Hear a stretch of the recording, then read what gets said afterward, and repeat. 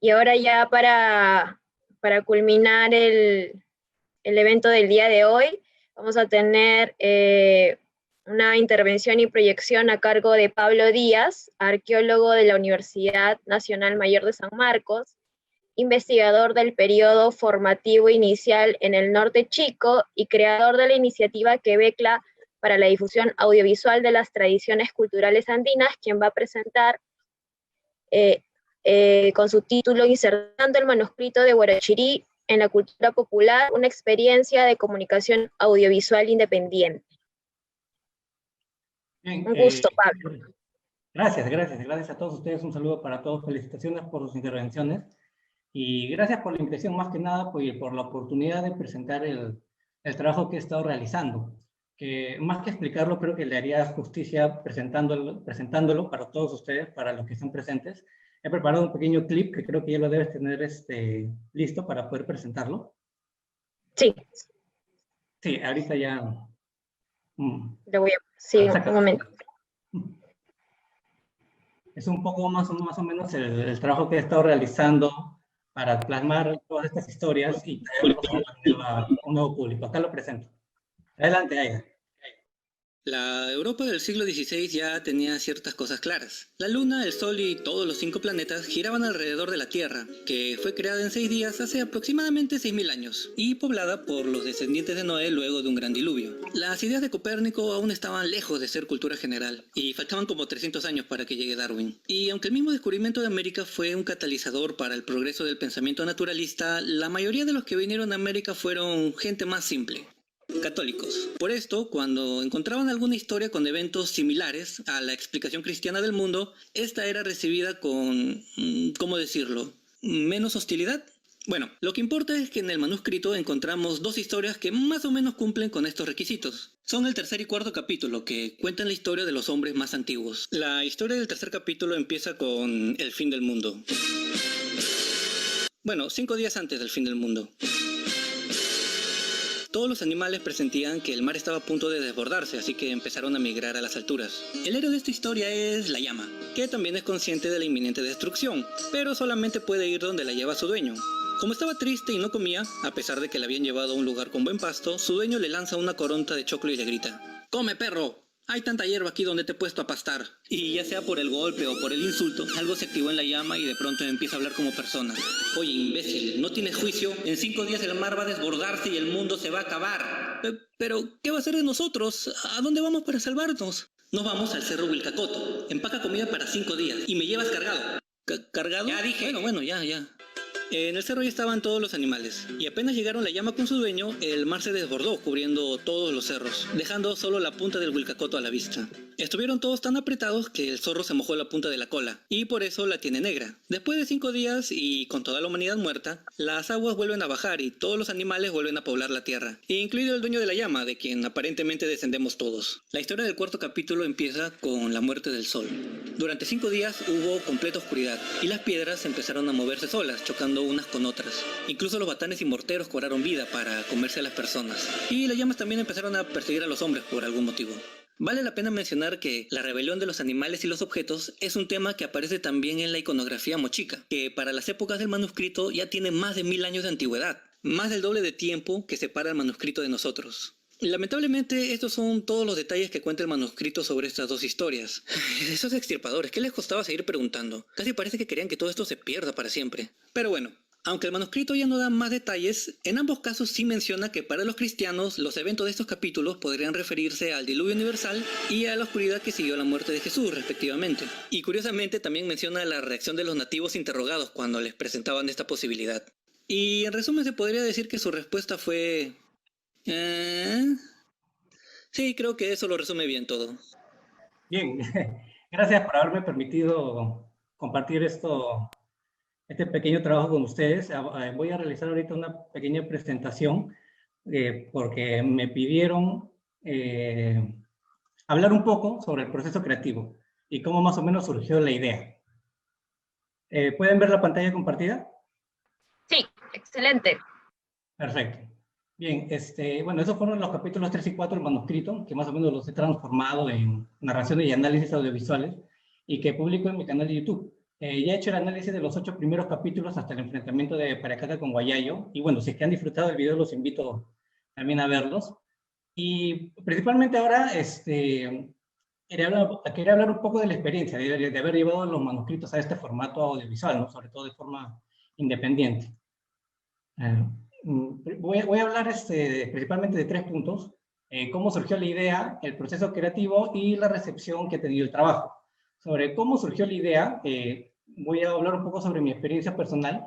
Tuve una relación un poco insatisfactoria con la educación tradicional. Mi educación básica prácticamente terminó me hizo pensar que lo académico no era para mí. Acabé en la arqueología más por su atractivo que de verdad saber en qué me metía. Pero incluso en la educación superior, a pesar de que me dio mucha riqueza y muchas herramientas, sentí que no congeniaba bien. Y como cualquier persona en esa situación, tal vez pensó que el problema es uno mismo, ¿no? Pero encontrando otras herramientas en las redes, en las plataformas audiovisuales, descubrí que hay otras alternativas para aprender, para uno educarse.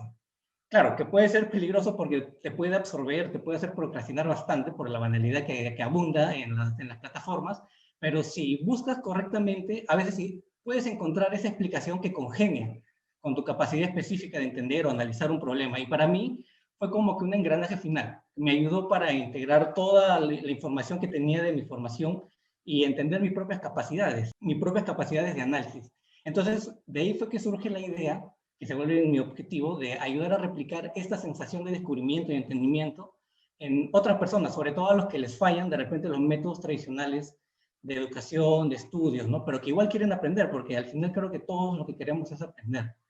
Con esta mentalidad fue que escogí el manuscrito porque era la opción ideal, ¿no? Para mí, la obra más importante de nuestra historia hispano-andina y de la que menos se discute o se comenta, sobre todo tanto en círculos académicos o círculos coloquiales. No se ve mucho.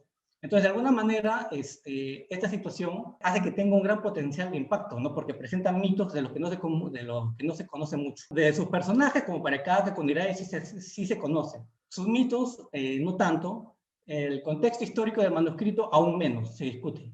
Y en mi experiencia, para apreciar el manuscrito, tú tienes que conocerlo de manera integral. Incluso yo mismo recuerdo cuando descubrí por primera vez que todos estos mitos que yo había escuchado de manera esporádica, de manera fragmentada, formaban parte de un solo manuscrito. Y sobre todo fue mayor el impacto cuando entendí las circunstancias tan especiales y específicas por las cuales el manuscrito de Huarochirí aparece, ¿no? O se da en nuestra historia. Entonces, queda claro que sus historias, las historias del manuscrito, son tan importantes tanto dentro como fuera de la página. En lo que es el proceso creativo, bueno, la influencia de las redes sociales en nuestra cultura moderna es innegable, ¿no? Y lo más impresionante es su capacidad de generar atención y ayudar a la retención de información. Entonces, sabemos ya que la música, la animación y la comedia favorecen mucho este proceso, pero las redes han juntado todo esto y lo han transformado en un monstruo que es más que la suma de sus partes. De verdad, te atrapa, te consume y hace que quieras tú consumirlo. Entonces, no hay nada más satisfactorio que ver este tipo de herramientas utilizadas para la difusión, para la educación en ciencias y, bueno, en este caso para la historia. Canales como OSP, que es Overly Sarcastic Production, y Crash Course son para mí ejemplos geniales de cómo se utilizan estas herramientas para la educación. Y principalmente son de los que tomo los modelos o la influencia, ¿no? Para comenzar a trabajar el manuscrito. Un primer punto que tuve que definir era un poco el estilo de la presentación. Como solamente soy un ejército de una sola persona, tanto en dibujo, guión, narración y edición, tenía que expresar la complejidad que merecen los mitos del manuscrito, pero tratando de invertir un tiempo razonable. Entonces, había que expresar lo más posible con la menor cantidad de trazos. Y por eso es que opto por un estilo caricaturesco, ¿no? Donde se puede exagerar las expresiones corporales, faciales, y de alguna manera esto los hace más familiares para un público que va a conocer el mito por primera vez, sobre todo, siempre enfocándome en ellos, ¿no? A diferencia de un discurso serio que normalmente vemos en otros temas, ¿no? Que más parece alejado o estoico. Me parece que incluso irónicamente presentarlos caricaturescamente los humaniza más a los personajes, ¿no? Que presentarlos de la otra forma. Los hace más accesibles. El segundo punto era el discurso, ¿no? Yo quería mantener un discurso de conversación casual, usando la comedia y el sarcasmo, porque, bueno, así es más o menos como yo hablo, para los que me conocen. Y mi objetivo era ser un narrador que se sienta personal y directo, que parece que está hablando con la persona que está viendo el video. Así que me pareció que tenía que ponerme en el lugar de la persona que está conociendo los mitos por primera vez, e incluso, a cierto punto, ponerme en el lugar de estar reaccionando con ellos ante las cosas que se escuchan en los mitos. Entonces, con esta decisión no tuve problemas con el primer capítulo, pero en el segundo es que se abordan temas un poco sensibles, ¿no? Como la violación de las hijas de Pachacamac, entre otros. Y cuando hay alguien que quiere reaccionar a este tipo de eventos o a este tipo de acciones, es inevitable traer contigo tus estándares morales modernos, ¿no? Tal vez algunos pueden opinar que no es válido hacer esto, ¿no? Que no se debe mezclar en diferentes contextos históricos un análisis, meter tu moral moderna. Pero yo descubrí que esto, más bien ignorar esto o no abordarlo, te convierte en un narrador alejado, que ignora al espectador y solamente le transmite información. Y eso era justamente lo que yo quería evitar. Así que abordando el tema, para mí es una manera de extenderle la mano al espectador y ayudarlo en su proceso de entendimiento de la información. Y para mi agrado, descubrí que esto incluso favorecía el análisis, porque pude establecer diferencias, sí, que las hay por el contexto histórico, pero también similitudes. La Huaca es un personaje poderoso, que al estar por encima de ser criticado abusa de su poder, y este modelo existe porque las personas que construyen los mitos buscan también estar por encima de ser juzgados y abusar de su poder que tienen en la realidad. Entonces, esto es algo con lo que nos podemos relacionar, porque lo vemos a lo largo de la historia, desde los antiguos griegos hasta los modernos cristianos. Presentando estas analogías incluso, favorece la asimilación y la comprensión del tema, lo vuelve familiar para la persona que los está escuchando por primera vez, ¿no? Que como dije era parte de mi objetivo. Así que incluso en mi caso particular facilitó que encontrara temas para analizar junto con los demás capítulos del manuscrito, como criticar la extirpación de las culturas andinas en el primer capítulo, exponer los mitos como herramienta de cohesión y coerción en el segundo capítulo, y ver cómo diferentes creencias reaccionan al encontrarse en los capítulos 3 y 4, que fue lo que vimos al principio. Entonces, así es como yo he podido más o menos llevar el análisis hasta el capítulo 8, ¿no? Que como vemos es la lucha entre Paracaca con Guayayo Carhuincho. En lo que se refiere a la recepción, con los primeros videos que he hecho, me he enfocado principalmente en que el contenido esté disponible para quien lo busque. Para quienes busquen sobre mitos andinos está esto, y bueno, si les agradan pueden seguir buscando demás temas que también he ido abordando a lo largo del tiempo. Pero no me he enfocado tanto en la difusión. Solamente lo que he realizado es compartir de repente los videos en grupos de Facebook que tocan temas de historia y de culturas andinas, ¿no? Pero aún así, principalmente, creo que la formalidad me dice que agradezca a todos los que han estado siguiendo todo este contenido, tanto por Facebook como por YouTube, porque han reaccionado de manera muy positiva, ¿no? Tanto personas que conocen el manuscrito como quienes lo descubren por primera vez. Acá me ponen, por ejemplo, que es el mejor relato de Huarachiri que hayan escuchado. Otra persona que me pone, Alba, gracias por explicarlo tan bello y fácil, así más personas podrían entender la historia y dejar de ser ignorantes. Entonces, ahí vemos una gran variedad de personas, tanto personas que conocen otras versiones y que les gusta esta, como personas que están descubriéndolo por primera vez, ¿no? Y bueno, de paso también aprovecharía, si que están por ahí, mandar un saludo a los seguidores. Ahí está Bruno Alba y Ninaroda Hugo, que me pone: tu arte es increíble, Casa Badacafá. Ese Casa Badacafá me llegó acá. Y hay dos puntos que me gustaría resaltar, ¿no? Porque reflejan un poco los resultados que yo he buscado con este trabajo. En YouTube tú puedes ver cierta información de las personas que te siguen, y he visto jóvenes para los cuales mi canal es su primera opción cultural, ¿no? Antes de eso no seguían a otro tipo de información de este tipo, y eso me emociona bastante porque de cierta manera rompe una primera barrera que les va a permitir a esos jóvenes después buscar más contenido similar. Y en segundo punto, también haber ayudado a entender los temas analizados y de paso generando interés en las personas para que busquen el propio manuscrito, como me ponen, gracias por aclararme la cuestión de Cunirá de Huiracocha cuando se habla del sincretismo, o que me ponen, termino aprendiendo, pero yo ahora quiero leer el manuscrito, ¿no? Para mí ese es el mayor halago que me podrían dar, ¿no? Que de verdad, a través de mi contenido, se interesen en buscar más, y sobre todo en este caso específico, el propio manuscrito. Entonces, con eso podemos concluir que si bien el alcance aún es limitado en cuestión de cantidad, porque es difícil competir con toda la cantidad de contenido que hay en estas plataformas. El pequeño universo que se ha logrado llegar con estos videos es bastante variado, variado de gustos, en intereses, en formación. Entonces me parece que de esa manera, de alguna manera, se rompe esta barrera que a veces tenemos entre lo que consideramos cultura popular y los círculos académicos, ¿no? Yo quiero extender un brazo a ambos ámbitos, ¿no? Para terminar, hay dos críticas que quisiera comentar que me han hecho. La primera es, has utilizado un victimismo sutil y un indigenismo forzado, ¿no? Y lo quiero mencionar porque entiendo las razones por las que un espectador podría llegar a esa conclusión, o sea, siendo crítico, autocrítico. Yo expreso mucho lamento constante por la pérdida, y sí considero que hay una víctima, ¿no? Pero que la víctima es la cultura andina en sí, por todo lo que se ha perdido, ya saben por qué. No lo voy a repetir. Así que puede entender que por mis comentarios se pueda llegar a pensar eso. Que se piense que acuso o que incluso busco culpables para juzgarlo. Y tengo que reconocerlo porque un prejuicio personal para mí es el rechazo, no por lo hispano, sino por lo católico. Y bueno, las circunstancias como la extirpación tampoco me ayudan a mí a ser muy objetivo, que digamos. Entonces me exacerban un poco y eso se refleja en el contenido que hago.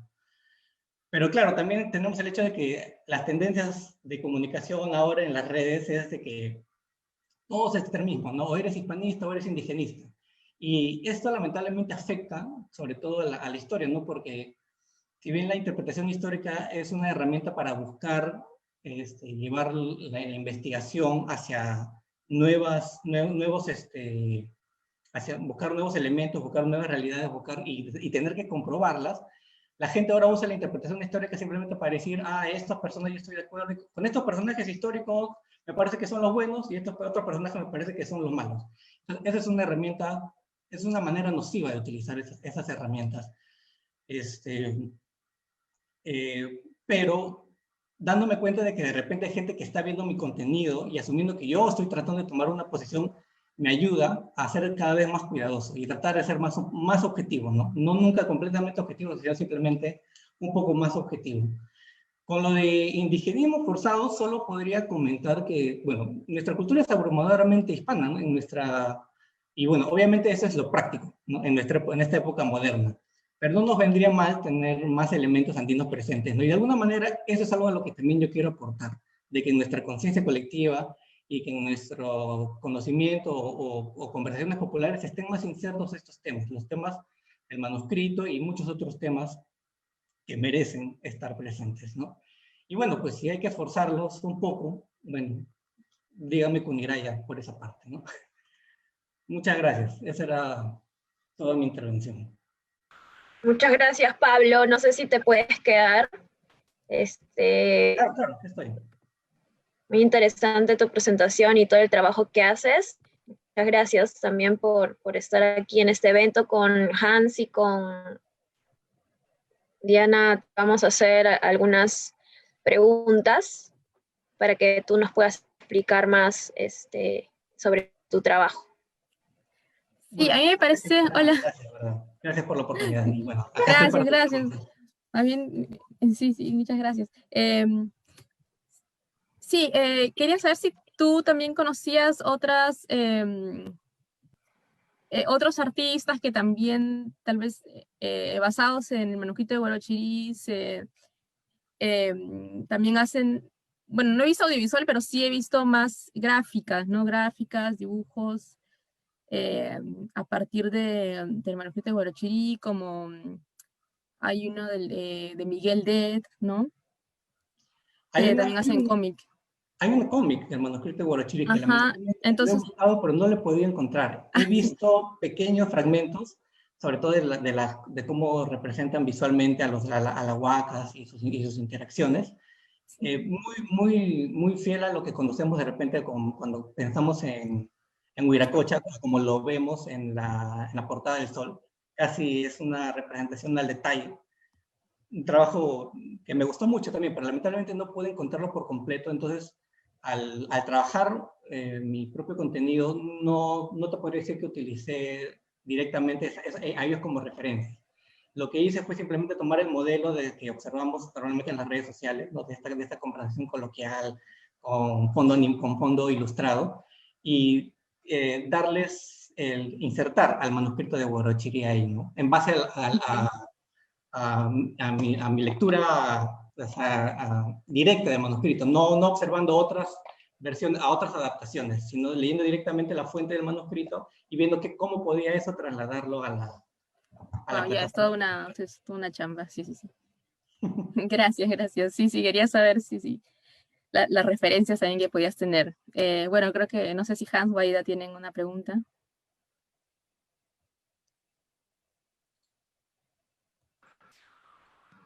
Bueno, sí, yo tengo una pregunta, también está vinculado a ello. En realidad es, ¿cuáles serían tus, digamos, tus influencias gráficas para desarrollar de esta manera, no los audiovisuales? Porque me parece súper creativo cómo lo haces, cosa que, claro, cuando uno es difícil imaginar, ¿no? Las imágenes, las figuras que uno encuentra en el manuscrito, pero que es súper paja que haya alguien pues que los elabore así. Para referencias visuales he utilizado tanto iconografía de cerámicas y al mismo tiempo elementos que observamos en las películas, en los cómics, como presentando a la huaca de alguna manera como la figura del dios, como a veces lo vemos ahora en los cómics, está muy de moda, y en las películas ver dioses como superhéroes también, ¿no? Entonces, de alguna manera, he tratado de mezclar esos elementos, ¿no? Cuando presento a Parecaca, su representación visual está basada más que nada en iconografía Ichma, que es más o menos la que en realidad es de los exiliados, ¿no? No es exactamente los yabios que no pude encontrar. Y en el caso de Kuniraya, utilicé claro, la representación típica de Huiracocha es con un tocado del cual salen 4 serpientes, ¿no? Y con muchos otros elementos. Pero como este es un sincretismo, en realidad era mitad Kuniraya y mitad Huiracocha, lo partí por la mitad, ¿no? Y solamente lo presenté con un tocado con solo 2 serpientes, y los demás elementos ya era algo poco más austero, ¿no?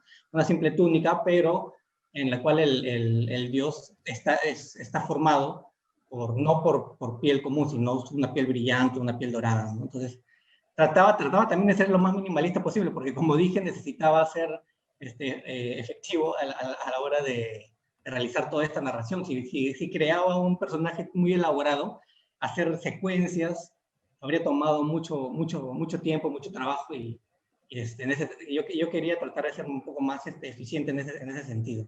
Entonces, un poco tomando elementos de la iconografía y elementos de lo que reconocemos en la cultura popular como seres mitológicos, o como dioses, o como superhéroes. Un poco de todo, es una amalgama en realidad, ¿no? Gracias, Pablo. Yo tengo una pregunta, ¿no? Es un poco más general, tal vez para que el público sepa más sobre tu trabajo. Si nos podrías comentar un poquito más qué es la iniciativa Quebleca, ¿no? ¿Cuándo surgió, y algunas otras iniciativas que hayas tenido de textos antiguos, ¿no? Sí, bueno, en este momento es un canal de YouTube y de Facebook en el cual yo estoy tratando de llevar estos elementos andinos a un público amplio, ¿no? Como dije. Transformarlos en un formato audiovisual para que sean más atractivos a una audiencia que tal vez en otras circunstancias de repente no buscaría este tipo de elementos o este tipo de información. Entonces, es un poco por eso. Aparte, como dije, el manuscrito ya lo he hecho hasta el capítulo 8. Ahí he cerrado lo que yo llamo mi primera temporada del manuscrito. Voy a sacar también ya la segunda con los demás capítulos, para entrar en los temas que han estado hablando también, sobre todo las diferentes representaciones de Chopiñanca que no aparecen en estos primeros capítulos. Pero decidí cerrarlo por un tiempo porque también hay otros mitos igual importantes. Por ejemplo, después de realizar el manuscrito, estos primeros 8 capítulos, me enfoqué en lo que es la relación de los agustinos en Huamachuco, que también habla sobre el mito de Catequil. Entonces, realicé un trabajo de 2 partes sobre el mito de Catequil, desde su origen, y luego la venganza de Catequil, ¿no? Porque tiene estas dos momentos, ¿no? Su mito. Entonces, lo que podría decir sobre la iniciativa es que en este momento estoy tratando de ir a las fuentes más cercanas que tengamos a lo que podríamos considerar mitos originales, la versión más exacta de los mitos prehispánicos.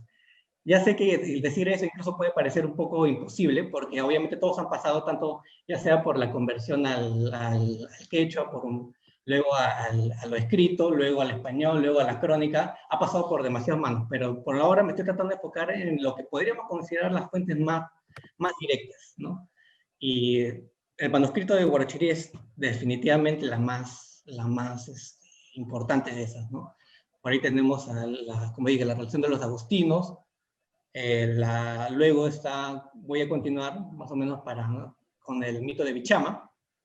Luego voy a hablar un poco de Incarri, que bueno, Incarri ha cambiado mucho con el tiempo, ¿no? La versión colonial y la versión que recogió Arguedas ya se transformó con el tiempo, ¿no? Adoptó este carácter mesiánico, que ya solamente se observa en las recopilaciones de Arguedas, pero que no está presente en las coloniales. Entonces, poco a poco, sí, ya es imposible. Si yo quisiera solamente hacer sobre mitos originarios, no podría hacer prácticamente nada.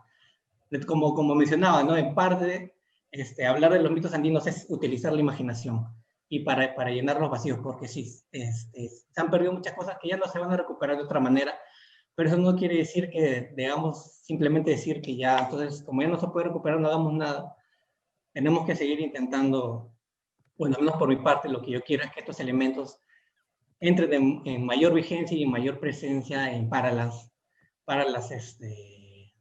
nuevas generaciones que están ahora empezando a buscar, están buscando construir su identidad y están tratando de buscar la mayor cantidad de elementos posibles, ¿no? Los elementos, como dije, los elementos hispanos están abrumadoramente presentes en todos lados.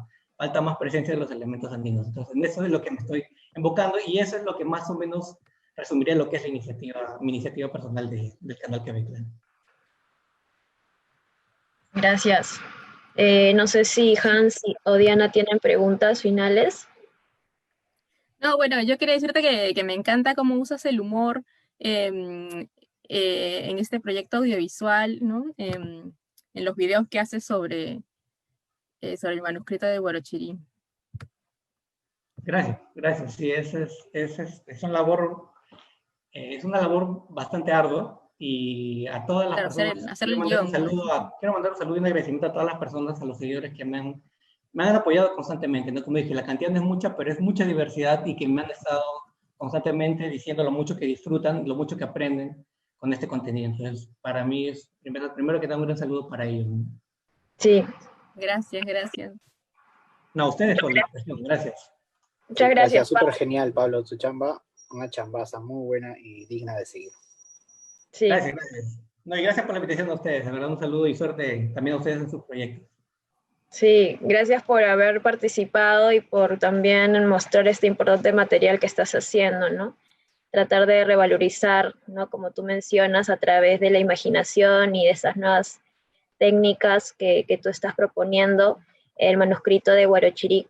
Entonces, nosotros ya contigo culminamos el evento.